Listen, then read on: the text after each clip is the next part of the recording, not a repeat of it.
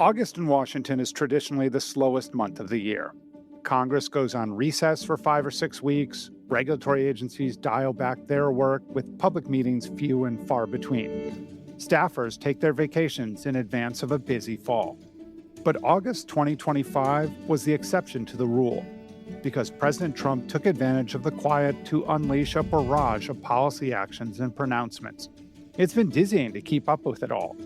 Just in the past 6 weeks, the president has fired the head of the relatively obscure Bureau of Labor Statistics after a disappointing jobs report, called up the National Guard to patrol the streets of D.C. and threatened to do the same in Chicago or New Orleans next, purchased a government stake in one of the country's most venerable technology companies, and taken the unprecedented step of firing a sitting governor at the Federal Reserve, to name just a few of the norm-shattering, headline-making actions. But in the face of a daily storm of policy pronouncements and actions, the question for investors is a simple one. Does any of it matter? The S&P 500 is up more than 10% year to date. It's up about 3% since the 1st of August. Will anything coming out of Washington threaten that trajectory this fall? Welcome to Washington Wise, a podcast for investors from Charles Schwab. I'm your host, Mike Townsend, and on this show, our goal is to cut through the noise and confusion of the nation's capital and help investors figure out what's really worth paying attention to. On today's episode, I want to look at how the market is reacting, or not reacting, to these big policy developments, and consider which ones investors should be keeping an eye on as possible market movers down the road. I'll share the state of play on 5 issues that the market has been pretty sanguine about so far, but where I feel there is a potential risk for investors. I'm certainly not projecting a sharp turn to the downside based on these issues, but I do think that as investors, we should be aware of potential sources of market reaction. And I want to lay out a timeline for when we may get some clarity that the market is yearning for. Let's begin with the Federal Reserve, which has been in the headlines for weeks and will likely remain there for the foreseeable future. The Federal Open Markets Committee, or FOMC, meets next on September 16th and 17th. And is almost universally expected to reduce rates by 25 basis points, which will be the first rate cut of 2025 after 2024 ended with 3 straight cuts, totaling 100 basis points. Last month, Fed Chair Jerome Powell, in his annual speech at the Fed's conference in Jackson Hole, Wyoming, sent strong signals that a rate cut was coming, pointing specifically at a softening jobs market. He said then that downside risks to employment are rising, and if those risks materialize, they can do so quickly in the form of sharply higher layoffs and rising unemployment. Late last week, the August jobs report supported Powell's comments. The Bureau of Labor Statistics reported that just 22,000 jobs were created in August, well below economists' expectations of 75,000. The unemployment rate ticked up to 4.3%. Now, relative to history, that's not high. But momentum and the directional trend are the important things to watch. This is the second straight month that the rate has risen. Once unemployment starts rising, it can accelerate, and that can be difficult to reverse in the short term. In addition, revisions to previous months showed that in June, the economy lost 13,000 jobs, the first negative month since December of 2020.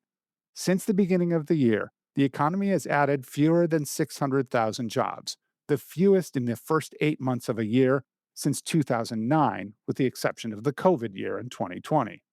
It puts the Fed in a tricky position because the 2 things it focuses on, employment and inflation, are in competition with each other right now. Powell has also expressed concern about the upward movement in inflation as a result of tariffs, though he and other experts have acknowledged that inflation is rising more slowly than many expected. All of it points to a near certain rate cut next week. There are even some analysts who think a larger 50 basis point cut is on the table, but we don't think that's likely. Powell indicated recently that the Fed will be slow and careful with cuts because of the risk of accelerating inflation.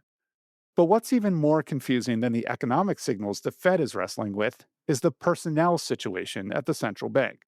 There are 2 separate but related things happening. The first is a rushed confirmation process to fill the unexpected vacancy at the 7-member Board of Governors. And the second is the president's attempt to fire one of the remaining 6 governors. Let's start with a vacancy. Fed Governor Adriana Kugler unexpectedly resigned on August 8th to return to teaching, about 5 months before her term was scheduled to expire at the end of January 2026. The president nominated Stephen Myron, who currently serves as the chair of the White House Council of Economic Advisors, to fill the seat for the short term, just until the end of January. Last week, the Senate Banking Committee held Myron's confirmation hearing, which was very contentious. Myron has been clear that he thinks significant rate cuts should be the Fed's priority, and he has a number of comments and writings in his past in which he questions the importance of Fed independence. That said, he stated clearly in the hearing that Fed independence is paramount. But he raised eyebrows when he told senators that he planned to take an unpaid leave of absence from his White House job if he's confirmed to the Fed rather than resign. That means he would technically be an employee of the White House while serving on the Fed board. Optically, it's difficult to sort out how that would insulate Myron from political pressure. One Democratic senator at the hearing called the arrangement ridiculous. But I expect Myron to be confirmed on a party line vote. The question is whether that can get done before the September 16th start of the FOMC meeting. It would be highly unusual for the Senate to confirm someone for such a high profile role that quickly, but it's possible. Meanwhile, a drama with even more profound implications for the Fed is unfolding with Lisa Cook. After months of threatening to fire Powell, in August, Trump turned his attention to Cook, who was nominated by former President Joe Biden and has served as a governor since May of 2022. On August 25th, Trump fired Cook, citing allegations that she had committed mortgage fraud prior to being nominated to her Fed role, by indicating that two different properties she owns were both her primary residence. The Justice Department has opened an investigation, but Cook has not been charged with a crime. The Federal Reserve Act, which dates back to 1913, allows the president to fire a Fed governor only for cause, but it does not define what constitutes for cause. No previous president has ever tried to fire a Fed governor. Cook sued the president on August 28th, saying that the president did not have the authority to fire her, and a preliminary hearing was held. On September 9th, a judge ruled that Cook's due process was violated and that she could continue to serve as a Fed governor while the case proceeds through the legal system. She can continue to go into work every day and will be a voting member at next week's FOMC meeting. I don't think it's possible to overstate the importance of the Cook case. If the court decides the president can fire a member of the Federal Reserve, many experts across the political spectrum have said that it would undermine the entire concept of the Fed in a way it may never recover from. While there may be some unique aspects of the Cook case, as there are allegations about mortgage fraud, many still believe a removal would weaken Fed independence. The Fed was designed specifically to be independent from politics. Now, we all know that the Fed and its governors are not immune to politics. They are appointed by politicians. They're people who have their own views and biases.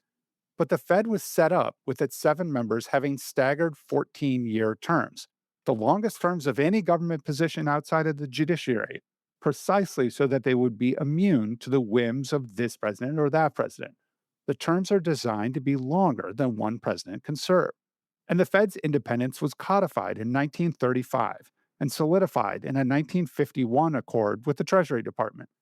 If it becomes easier for a president to hire and fire Fed governors, the central bank may become just another arm of the White House, and presidents of both parties could change members and push their agenda. It's likely to take a few months for the court case to play out. A key question is what constitutes firing someone for cause. The first judge to rule on the matter determined that for cause is limited to a governor's behavior in office and whether they have been faithfully and effectively executing their statutory duties, and that removal from office cannot be based on conduct before they took that office. The case is widely expected to eventually reach the Supreme Court. Interestingly, earlier this year, in an unrelated case about the president's ability to fire the heads of other independent agencies, the Supreme Court went out of its way to note that the Fed's independence is a special case. The court described the Fed as a uniquely structured quasi private entity that follows in the distinct historical tradition of the first and second national banks of the United States. Some analysts have theorized that the court was laying the groundwork for preserving the Fed's independence, while others have said that the court has painted itself into a corner with a twisted bit of logic. Apparently, the answer will be revealed as the Cook case proceeds. I think this is precisely the reason that the markets have not reacted much to the Cook firing. Investors understand that the question of her firing and the president's power to fire Fed governors in general will be decided by the highest court eventually. For now, the markets appear willing to wait for that to happen. But a decision that gives the president freedom to fire Fed governors would likely trigger a negative market response. Investors could lose confidence that monetary policy decisions are being made free of political pressure. If a president were able to pick Fed governors based on their desire to keep interest rates low for political reasons, markets would likely worry about inflation. Fixed income investors would likely seek higher yields to take on additional inflation risk, and the dollar would likely weaken. Some worry that such a scenario could upend the broader financial system. Central bank independence is a core element of keeping inflation low and creating long term stable economic growth. Markets seem hopeful that a challenge to that principle can be avoided. I want to pivot to another court case I'm watching carefully that I think has similarly outsized potential ramifications for the markets, and that's the battle over the president's tariffs. As we head into the fall, there's a dizzying array of tariffs in place. There are the so called reciprocal tariffs that went into effect last month, a series of country by country duties on imports from nearly 100 countries. We have a separate group of tariffs on imports from Brazil, Canada, China, India, and Mexico. We have product specific tariffs on things like steel, aluminum, copper, cars, and car parts. Overall, the Yale Budget Lab calculates that as of the beginning of September, consumers are facing an average effective tariff rate of 17.6%, the highest in the United States since 1935. Yet inflation, while ticking up slightly, has not risen nearly as much as many expected. There are a variety of reasons for that. Framework agreements with several of our largest trading partners have capped tariffs for them at 15%, lower than was expected. Companies are doing everything they can to delay price increases for fear of losing out to competitors. And a lot of goods imported into this country are exempt from tariffs, particularly if they come through Canada or Mexico. Barclays estimated in June that only about 48% of imports that month were subject to tariffs. Of course, that was before the reciprocal tariffs went into effect in August, so that number is expected to jump considerably higher in the coming months. But it at least in part explains the relatively low impact everyday consumers have seen thus far in terms of prices in stores. But in the recent earnings season, more companies warned that tariffs could start to have a real impact on their business in the coming months. In an August survey of manufacturers by the Dallas Federal Reserve Bank, 71% said that tariffs had already had a negative impact on their business. And stories are starting to pile up of businesses reluctantly acknowledging that price hikes are coming. Which brings us to the critical court case. Back in May, the Court of International Trade ruled that many of the president's tariffs were imposed unlawfully. Specifically, the case focuses on the reciprocal tariffs and some of the tariffs on imports from Canada, China, and Mexico. The administration appealed the ruling, and the Court of Appeals left the tariffs in place while the case was heard. On August 29th, a divided appeals court ruled 7-4 to uphold the Court of International Trade's decision. It delayed the effective date of that ruling until October 14th to give the administration time to appeal to the Supreme Court. The administration has done so and has asked for an expedited process to get the case heard as soon as possible. But expedited is an elastic word when it comes to Supreme Court cases. Even the administration suggested that the court hear the case in early November, which is after that October 14th date when the appeals court decision would go into effect. And a decision could take months after that, perhaps as long as next summer. At issue is the president's use of emergency powers, the International Emergency Economic Powers Act of 1977, often referred to as IEPA. It gives the president authority to declare an economic emergency and take a series of specific steps. But the law does not mention tariffs, duties, or taxes among those actions. The president has declared that fentanyl imports into the United States and U.S. trade deficits with other countries constitute the emergencies for which he has imposed tariffs. 2 courts have sided against him. What it all means for companies is a lot more uncertainty in the short and long term. Companies can't know now whether tariffs will be in effect after October 14th. They don't know whether they might be paused and reinstated after the Supreme Court makes its decision. They don't know whether there might be refunds coming for tariffs they've paid to date. Treasury Secretary Scott Bessent said last weekend that if the court rules against the administration, about half of the tariff revenue collected this year might have to be refunded. By some estimates, that could be as much as $80 billion. So it's possible that companies will get back some of the money they've spent on tariffs in 2025, another thing they can't exactly plan for. It's no wonder companies are having a hard time setting expectations for analysts and investors about the remainder of this year, let alone 2026 and beyond. Because U.S. companies bringing goods into the country are the ones paying the taxes, halting the tariffs and/or returning tariff money would be a positive for those companies, and the market could react positively. A third issue that I'm keeping my eye on is the threat of a government shutdown. Congress returned to Washington last week after a 5-week break for August, and this is the most pressing item on its agenda. The government's new fiscal year begins on October 1st, and thus far, Congress has not passed any of the annual funding bills. If it seems like I talk about this every September, it's because, well, I talk about it every September. This year is a little bit confusing to people because the one big beautiful bill that became law in July had so much tax and spending in it. But that law has nothing to do with the annual process of funding government operations. Listeners have heard me say before on this podcast that perhaps the most basic function of Congress is to pass the 12 appropriations bills each year that fund every government agency and program. It's been nearly 30 years since they passed all 12 bills by the September 30th deadline.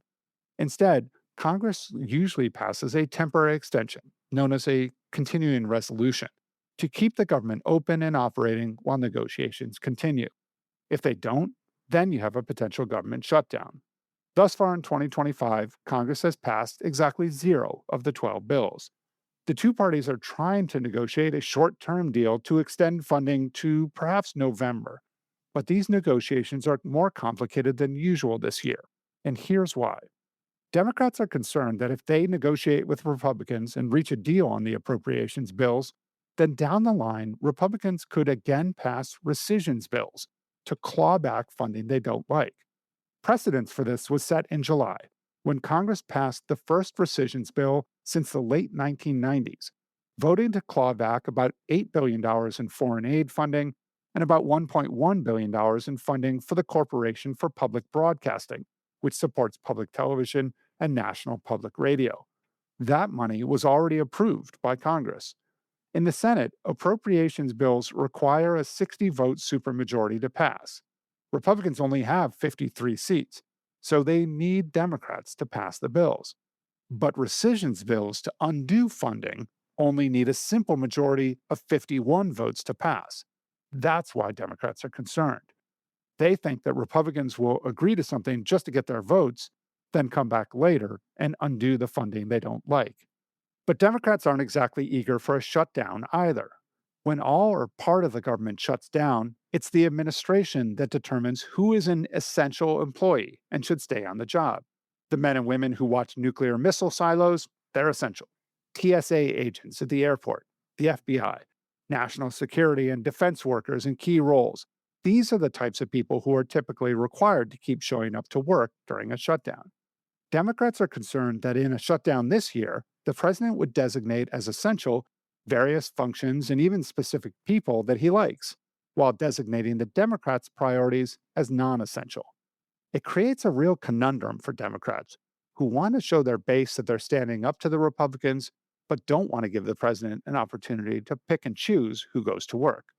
All of that being said, I think a government shutdown is a real risk. Maybe not on October 1st, but perhaps later this fall. Now, if you're wondering what the markets make of all this, keep in mind that historically, government shutdowns have not been big market movers.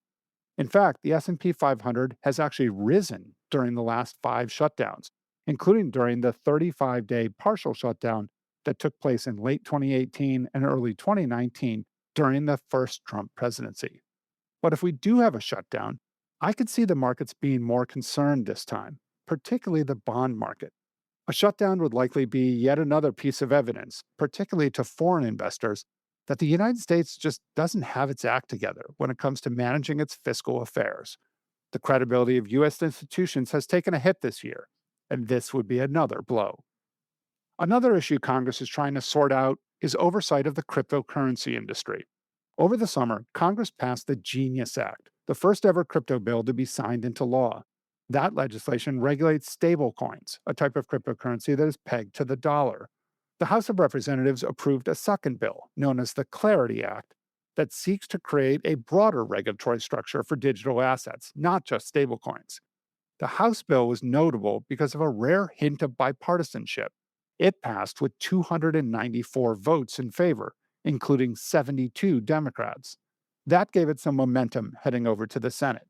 Senate Banking Committee Chairman Tim Scott, a Republican from South Carolina, released his version of the legislation late last week and indicated that the committee would consider the bill on September 30th. But its prospects are not certain.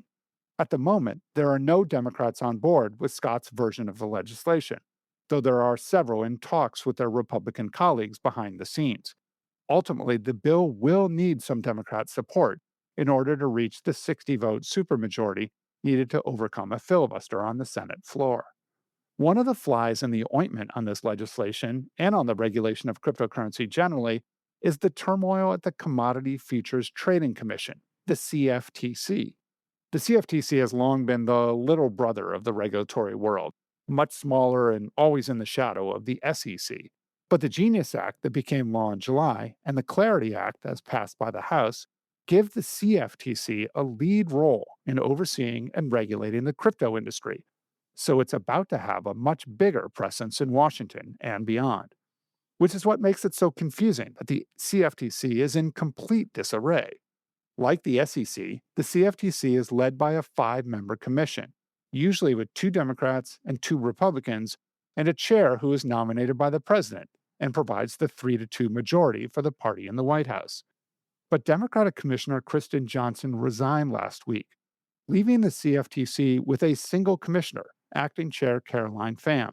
And Pham herself has announced that she too will resign once her successor is confirmed by the Senate. President Trump months ago nominated Brian Quintenz to be the next chair of the CFTC. Quintenz, who served as a commissioner during the first Trump presidency, is now an executive at a crypto company.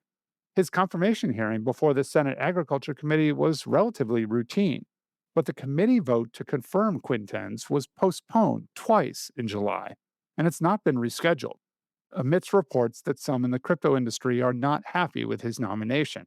Now there are rumors that the president will pick someone else. Congress has already delegated significant new authority to the CFTC, and if the Clarity Act passes either later this year or early next year, the CFTC stands to get even more authority, along with what is likely to be a big bump in its budget to accommodate those new responsibilities. Yet the agency has 4 vacant seats, no certainty that the current nominee for chair will ever get a vote on his nomination, and no sense of urgency from the White House on addressing any of it. I'll keep my ears open on this, but it certainly is an odd start to a new era of crypto regulation in Washington. The crypto industry has made dizzying progress this year in getting Congress and the White House engaged in trying to put a regulatory structure in place that they hope will give skeptical investors more confidence in the industry and boost cryptocurrency as a legitimate and useful method of payment. Uncertainty about whether the CFTC is up to the task or even has enough members to function undermines some of that confidence. I think the outcome here is unlikely to have broad market implications, but it may contribute to continued volatility in cryptocurrency related investments, which is already high, as the industry and Congress wrestle with how to put guardrails in place for investors and digital asset users. And it's likely to have significant implications for cryptocurrency's long term goal of becoming an increasingly accepted part of the mainstream economy. There's one other issue that I think investors should be paying attention to, and there's a possibility that when we look back on 2025, this one will be the one that had the biggest impact of all on the markets. Last month, the White House announced that the federal government has taken a nearly 10% stake in Intel Corp, the struggling technology giant that is the only company to make advanced microchips here in the United States. the government made an investment of nearly $9 billion, purchasing more than 433 million shares of common stock at a discounted price. The stake was funded with $5.7 billion in CHIPS Act grants that had been awarded but not yet paid, and $3.2 billion from a Pentagon program. It's a passive investment with no board seats or other governance rights. It's caused quite a bit of concern across the political spectrum. It comes on the heels of other steps the federal government has taken to get more directly involved in private companies. An agreement was reached last month that gives the government 15% of the revenue from the chip sales to China by NVIDIA and Advanced Micro Devices, or AMD. Earlier this year, the government took a so-called golden share of U.S. Steel as part of Nippon Steel's $15 billion buyout of the American company. That means that the government has to be consulted by the company on big strategic decisions, like closing a plant, reducing jobs, or making a big investment, and can essentially veto decisions it doesn't like. Further, the administration has said that more deals like the Intel arrangement may be coming, with Commerce Secretary Howard Lutnick specifically citing the defense industry as ripe for a similar arrangement to the Intel agreement. It raises a lot of questions about the government's level of involvement in private industry. In recent times, the only somewhat similar government intervention came during the great financial crisis that began in 2008, when the government took stakes in auto companies and banks to help keep them financially afloat. But once the crisis was averted, the government gradually divested itself of all those shares. This is clearly a new direction for U.S. policy, and it's making a lot of people uncomfortable. Among the concerns is that it's not clear how much oversight or accountability there is for what happens to the money coming in. And what about the risk of the White House pressuring a company in which it owns a stake, like Intel, not to lay off workers or not to take a contract from a company because of the country it's located in? Some have even whispered that it runs counter to the very notion of what capitalism means. So far, at least, the markets have taken a wait and see attitude.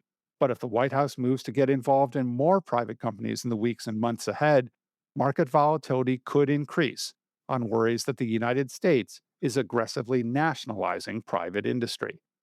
As I've outlined today, these are big questions the markets are contending with: Fed independence, uncertainty over tariffs, a government shutdown, the future role of cryptocurrency in the economy, and the federal government taking on an outsized role in the management of private companies. All of these issues are in a kind of limbo state, waiting for the courts to provide clarity, waiting for Congress to provide clarity. None will be resolved overnight, but all have potentially huge implications for the markets, the economy, and U.S. credibility around the globe. I'll be reporting on developments on these issues all fall and bringing in our experts at Schwab to help us sort through the market reactions. That's all for this week's episode of Washington Wise. We'll be back with a new episode in 2 weeks when we'll take a look at the Fed's expected rate cut, how the fixed income markets are reacting to the barrage of policy news, and where investors can find opportunities in the bond market. Take a minute now to follow the show in your listening app so you get an alert when that episode drops and you don't miss any future episodes. And I'd really appreciate it if you would leave us a rating or a review. Those really help new listeners discover the show. For important disclosures, see the show notes or schwab.com/WashingtonWise, where you can also find a transcript. I'm Mike Townsend, and this has been Washington Wise, a podcast for investors. Wherever you are, stay safe, stay healthy, and keep investing wisely.